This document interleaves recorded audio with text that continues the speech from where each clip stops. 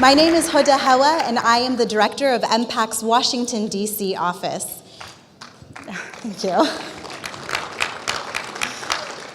Thank you all for joining us. We are so honored to host you this evening.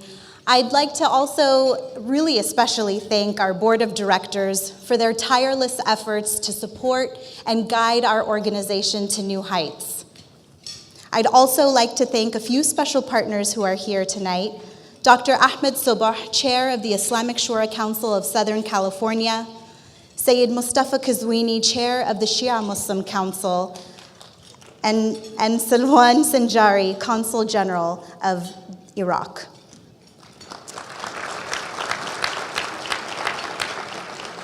This has been an incredibly challenging year, but we at MPAC have been prepared and ready.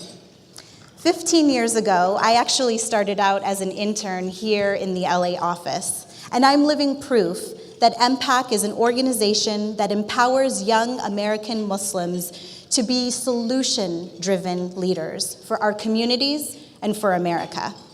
And so yes, while this has been a difficult year, we've been on the front lines advancing America toward justice, defending your civil rights, fighting against bigoted policies, improving stories in television and film, and adding to the pool of America's Muslim leaders in government, the entertainment industry, and media.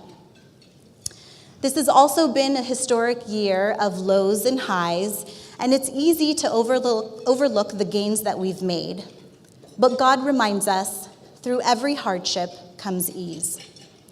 And so did you think, just 2 years ago, we would have over 100 women in Congress, 2 of whom are Muslim?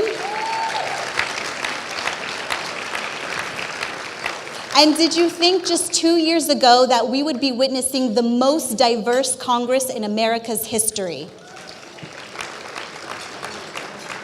And did you think, just 2 years ago, that Hollywood would be reaching out to ensure that stories reflect the nuances and diversity of its audiences? Well,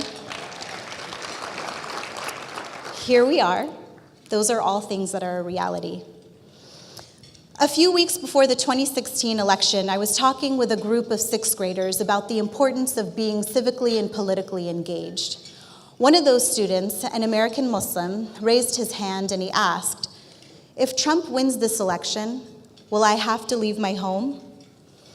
I thought about that little boy as I stood outside the Supreme Court this year on June 26, after the announcement of their ruling in favor of Trump's Muslim ban. And at the same time, I thought about the thousands of children that were being separated from their families at the border, a continuation of Trump's cruel and xenophobic policies. And I thought of all the Black lives and people of color who were victims of hate. And as if those policies and actions weren't bad enough, we as people of faith had to hear this administration use religious text to justify their offensive policies. Immigrants, refugees, Muslims, communities of color, journalists, women, I could go on and on, have all been the target of degrading and offensive attacks and policies. But let this be clear. Those who stand up to those policies, to those words, are even more vital. They're even more courageous. They're even more inspiring. Since 2016, we haven't had a lot to celebrate politically, but I'm reminded by and I'm driven by the inspiring allies and partners who have all come together to push back against words and acts of bigotry and hate. And despite not seeing progress at the pace we want, we have been successful in building strong coalitions of leaders who believe in an America that we know is possible. The leaders are intersectional and diverse.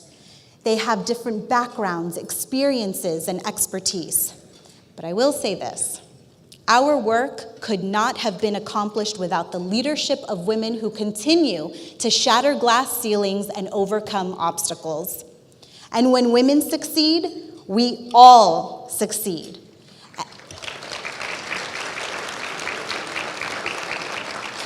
And that's why I am so hopeful for our communities. That's why I'm so hopeful for our country. Just last month, we honored 3 incredible women who are working to ensure our nation lives up to our values and our ideals at our annual Empowering Voices Awards in Washington, D.C. And tonight, we continue to be inspired by women that we're highlighting and their contributions to Islamic reform, civil rights, allyship and solidarity, and ensuring a strong and free press. For these leaders, doing the right thing at all times is what matters. Regardless of the environment, the challenges, the setbacks, they remain steadfast. 2 weeks ago, we witnessed a horrific violent attack on Jewish worshipers at the Tree of Life Synagogue in Pittsburgh, Pennsylvania. We will continue to work to protect religious liberty and the right to worship safely for all.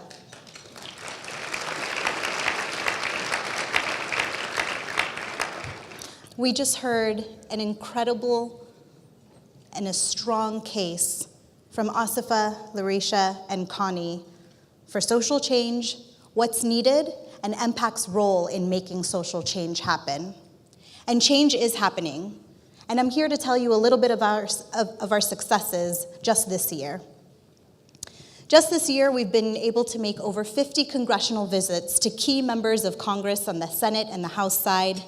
We drafted, introduced, and passed a bipartisan legislation condemning hate crimes. We're working with the tech sector and companies like Facebook and Google to protect our communities online and work with them to craft effective hate speech policies. And finally, we were able to stop an ICE initiative that would create an extreme social media vetting program that targets specific communities and immigrants to deny them entry or deport them simply based on political persuasion. Because of your visionary investment in MPAC, we've been able to see these successes and create real social change. Your support and investment powers our work.